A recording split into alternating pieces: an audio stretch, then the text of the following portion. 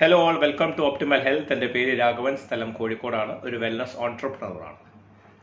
നമ്മൾ പല ആൾക്കാരും പറയുന്നത് കേട്ടിട്ടുണ്ട്, ഇന്ന് നമ്മൾ കണ്ടുകൊണ്ടിരിക്കുന്ന പ്രമേഹമോ അല്ലെങ്കിൽ രക്താതിസമ്മർദ്ദം, ബ്ലഡ് പ്രഷറോ, ക്യാൻസറോ, ഒബേസിറ്റിയോ അങ്ങനെ പലതരത്തിലുള്ള ജീവിതശൈലി അസുഖങ്ങൾ പാരമ്പര്യമായിട്ട് വരാറുണ്ട്, ജനറ്റിക് ആയിട്ട് വരാറുണ്ട് എന്ന് പറയുന്നത് കേൾക്കാറുണ്ട്. പല ആൾക്കാരും പറയുന്നത് ഞാൻ കേട്ടിട്ടുണ്ട്, എൻ്റെ വിധിയാണ്, എൻ്റെ അച്ഛനും അമ്മയും വളരെ വണ്ണമുള്ള ആൾക്കാർ, അധികം അമിത വണ്ണമുള്ള ആൾക്കാരാണ്, അതുകൊണ്ടാണ് എനിക്ക് അമിത വണ്ണം വരാനുള്ള കാരണം. അച്ഛന് ക്യാൻസർ ആയിരുന്നു, അമ്മയ്ക്ക് ഈ പ്രശ്നങ്ങൾ ഉണ്ടായിരുന്നു, അതുകൊണ്ട് എനിക്ക് ഈ പ്രശ്നങ്ങൾ വരാനുള്ള സാധ്യത കൂടുതലാണ് എന്നൊക്കെ പലപ്പോഴും പറയുന്നത് കേൾക്കാറുണ്ട്.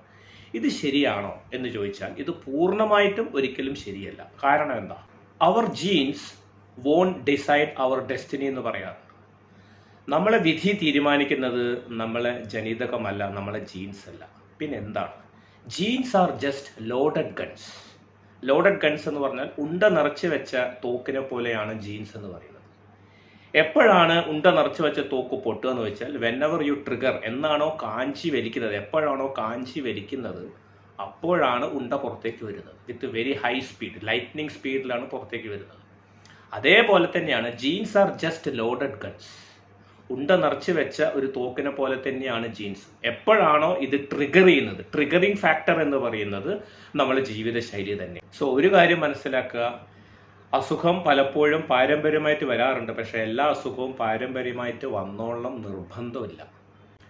സോ ആ ട്രിഗറിങ് ഫാക്ടർ എന്ന് പറയുന്ന സാധനം, അതാണ് നമ്മളെ ലൈഫ് സ്റ്റൈൽ എന്ന് പറയുന്നത്.